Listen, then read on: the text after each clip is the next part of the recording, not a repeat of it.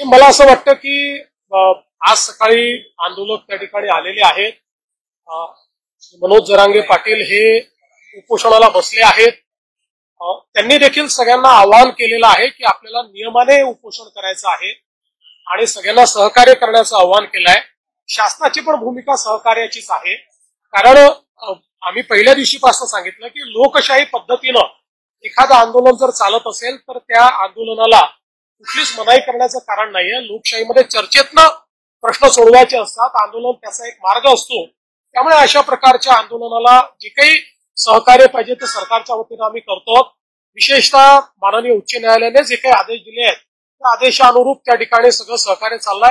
हे खरं आहे की काही तुरळक प्रमाणात आंदोलकांनी काही ठिकाणी रास्ता रोको केला, थोडं ट्रॅफिक डिस्ट्रप्शन केलं, पण पोलिसांनी त्यांच्याशी चर्चा केल्यानंतर काही ठिकाणी आंदोलकांनी सहकार्य केलेलं आहे आणि त्या जागा मोकळ्या केलेल्या आहेत. पण अर्थात इतक्या मोठ्या प्रमाणात लोक आल्यानंतर काही ना काही ट्रॅफिकचं डिस्ट्रप्शन होत असतं. ते डिस्ट्रप्शन झालेलं आपल्याला पाहायला मिळतंय. अर्थात या सगळ्या गोष्टींमध्ये एकाच गोष्टीची खबरदारी निश्चितपणे घ्यावी लागेल की काही लोकच जरा वेगळ्या पद्धतीनं वागतात आणि त्यांनी मग संपूर्ण आंदोलनाला गालबोट लागतं. तर अशा प्रकारे कोणी वागू नये याच्याकडे लक्ष द्यावं लागेल. आणि मला असं वाटतं की श्री मनोज जरांगे पाटील यांनीही तशाच प्रकारचं आव्हान केलेलं आहे की कोणीही अलोकतांत्रिक पद्धतीनं किंवा आडमुठेपणानं या ठिकाणी वागू नये. शेवटी मी देखील सगळ्या आंदोलकांना हेच आवाहन करणार आहे. कारण आज या ठिकाणी जे काही चाललेलं आहे ते माननीय उच्च न्यायालयाने दिलेल्या निर्देशानुसार प्रशासनाला काम करावं लागणार आहे.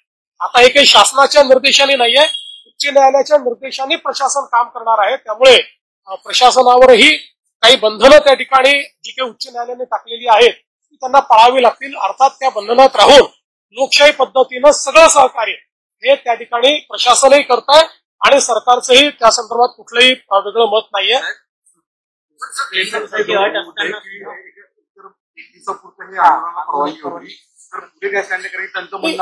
मला असं वाटतं की त्यांनी पुन्हा परवानगी मागितलेली आहे आणि कायद्याच्या चौकटीत राहून जी काही उच्च न्यायालयाने निर्देश दिले त्याच्या चौकटीत राहून पोलीस त्याचा सकारात्मक विचार करतील. जो काही कारण शेवटी आता हा निर्णय प्रशासन आणि आंदोलनकर्ते यांच्यातला निर्णय आहे. तर माननीय उच्च न्यायालयाने दिलेल्या निर्देशाच्या अनुरूप मला असं वाटतं की प्रशासन सकारात्मक त्या संदर्भातला विचार करेल आणि शेवटी या आंदोलनामध्ये ज्या काही त्यांच्या मागण्या आहेत या मागण्यांच्या संदर्भातही जो काही मार्ग काढता येईल तो काढण्याचा सरकारचा प्रयत्न आहे. आपल्याला माहिती आहे की आम्ही एक एम्पावर्ड कमिटी देखील तयार केलेली आहे. मंत्रिमंडळाची उपसमिती त्या ठिकाणी आहे.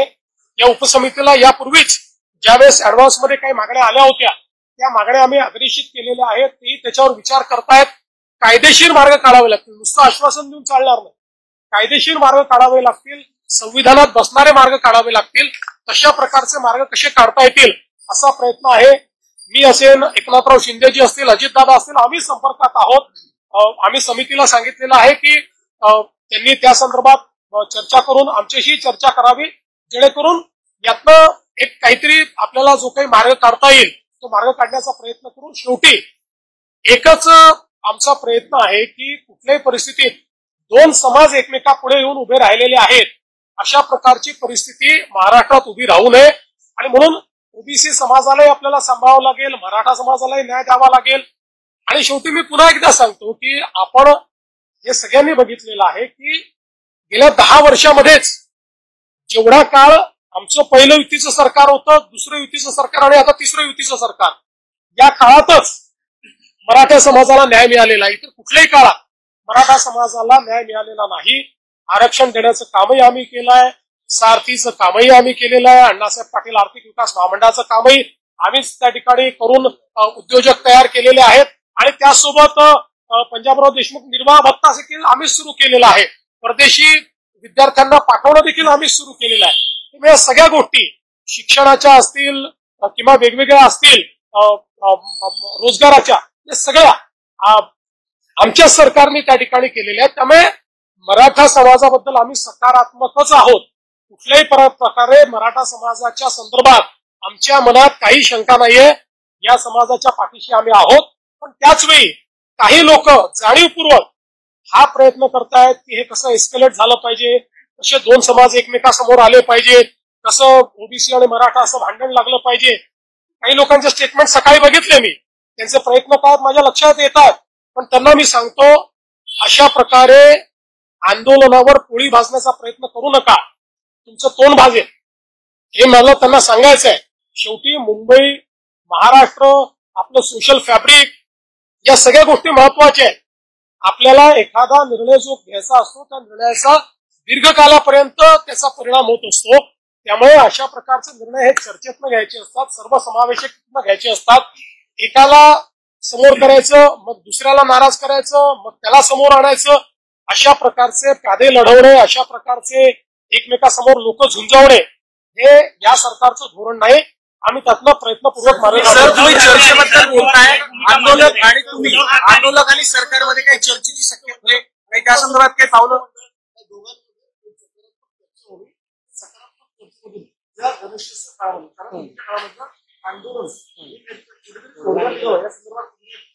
निश्चितपणे मी आपल्याला सांगितलं की आपण त्याकरताच ही समिती तयार केलेली आहे. ती समिती त्यांच्या ज्या मागण्या आहेत त्या मागण्यांवर विचार करते आहे, त्याच्यानंतर चर्चा देखील करेल. जी काही चर्चा त्या ठिकाणी आवश्यक आहे ती चर्चा करून तोडगा काढायचा प्रयत्न करू. वेगवेगळ्या लेवलवर ही चर्चा होत असते. त्यामुळे आणि यापूर्वीही चर्चा एक प्रकारे कमिटीने सुरूच केलेली आहे, कारण मागण्यांवर कमिटीची एक बैठक देखील झालेली आहे. आणि मग त्यातनं कमिटीने वेगवेगळे म्हणजे त्या मागण्यांच्या संदर्भात कायदेशीर पोझिशन काय आहे. आता शिंदे समिती आहे, शिंदे समितीचा अभ्यास कुठपर्यंत आलेला आहे. शिंदे समितीला ऑलरेडी एक्सटेन्शन देण्याचा ठराव देखील या कमिटीने घेतलेला आहे. त्यामुळे असं नाहीये की कमिटी काही करत नाही, कमिटी करतेच आहे. ही एम्पॉवर्ड कमिटी आहे. या कमिटीला शासनाचे सगळे अधिकार आहेत. ही कॅबिनेटची कमिटी आहे. कॅबिनेटच्या सब कमिटीला कॅबिनेट पुढे जावं लागत नाही. कॅबिनेटची सब कमिटी ज्यावेळेस एखादा निर्णय करते त्यावेळेस तो कॅबिनेटचा निर्णय म्हणजे मंत्रिमंडळाचा निर्णय मानला जातो. अशा प्रकारची एम्पॉवर्ड कमिटी आपण तयार केली आहे. त्यामुळे मला असं वाटतं की निश्चितपणे त्यातनं जो काही तोडगा काढायचा तो आपण काढू. मात्र कुठेही लोकांना त्रास होईल असं वागणं हे योग्य होणार नाही. त्यामुळे माझं आव्हान आहे की लोकांना त्रास होईल असे कोणी वागू नये. सर, रेल्वे स्थानकांवर मोठ्या प्रमाणामध्ये आंदोलनासाठी गेलेले आहे, पाऊस आहे,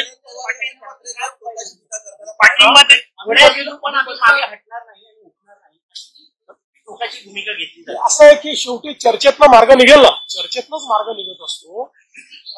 मला असं वाटतं की त्यांनाही माहिती आहे कायदे आहेत, व्यवस्था आहे, समित्या आहे. त्यामुळे सगळ्या गोष्टी एकदम सगळ्या पदरी पडतात असं नाहीये, पण आपण चर्चेतनं मार्ग काढत असतो.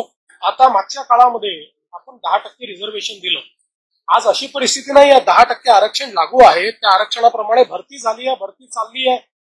त्याच्यामध्ये ते आरक्षण कुठेही कोर्टाने नाकारलेलं नाही. कोर्टात आरक्षण आतापर्यंत नीट टिकलेलं आहे. त्यामुळे आत्ताची परिस्थिती अशी नाही की मराठा समाजाला आरक्षण नाहीये, ते ऑलरेडी आहेच. मराठा समाजाचं आरक्षण टिकलेलं आहे.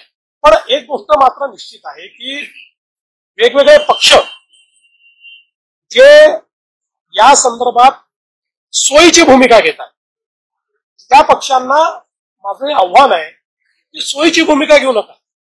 भूमिका घ्यायची तर ठाम भूमिका घ्या. ठाम भूमिका घेताना दिसत नाही. आम्ही तर बोललोच होतो, याचंही करा त्याचंही करा, अशा प्रकारची भूमिका नको. जे कायदेशीर आहे ती कायदेशीर भूमिका घ्या ना. तुमची भूमिका सांगा, काय कायदेशीर भूमिका आहे. या संदर्भात ते भूमिका याकरता सांगणार नाहीत, कारण त्यांना समाजामध्ये भांडण होताना कुठेतरी त्यातनं राजकीय फायद्याचा वास येतो. आम्हाला राजकीय फायदा करून घ्यायचा नाही. आम्हाला सगळे समाज सांभाळायचे. आमचं सरकार इतक्या मोठ्या संख्येनं या ठिकाणी निवडून आलं कारण आम्ही सगळ्या समाजाला सांभाळलेलं आहे. सगळ्या समाजाने आम्हाला मतदान केलेलं आहे. त्याच्यामुळे आम्हाला सगळ्यांना सांभाळावं लागेल. सगळ्यांना सांभाळून सगळ्यांचे ऍस्पिरेशन जे आहेत ते ऍस्पिरेशन कसे पूर्ण करता येतील हे आम्हाला प्रयत्न करायचा आहे. सर, रेल्वे स्टेशन सर एकीकडे काँग्रेस असेल किंवा ठाकरे गट असेल किंवा शरद पवार गट असेल ते मात्र यावरती भूमिका घेत नाही. सरकारने निर्णय घ्यावा असं उत्तर म्हणूनच मी मागतो, कारण या सगळ्या लोकांनी मागच्या काळामध्ये याच्या संदर्भात एक सर्वपक्षीय बैठकीत ठराव करून सह्या केलेल्या आपल्याला सगळ्यांना माहिती आहे. त्यांनी सह्या केलेल्या आहेत. त्यांचं पत्र आहे, पब्लिक डोमेन मध्ये पत्र आहे. त्यामुळे त्यांची भूमिका काय आहे ही त्या पत्रातनं बाहेर आलेली आहे. म्हणून मी म्हटलं की आता सोयीची भूमिका घेणं आणि लोकांची दिशाभूल करणं हे बंद केलं पाहिजे. या ठिकाणी आपल्याला महाराष्ट्राचं सोशल फॅब्रिक हे कसं नीट ठेवता येईल, आपली सामाजिक वीण ही कशी नीट ठेवता येईल, हा प्रयत्न आपल्याला करावा लागेल.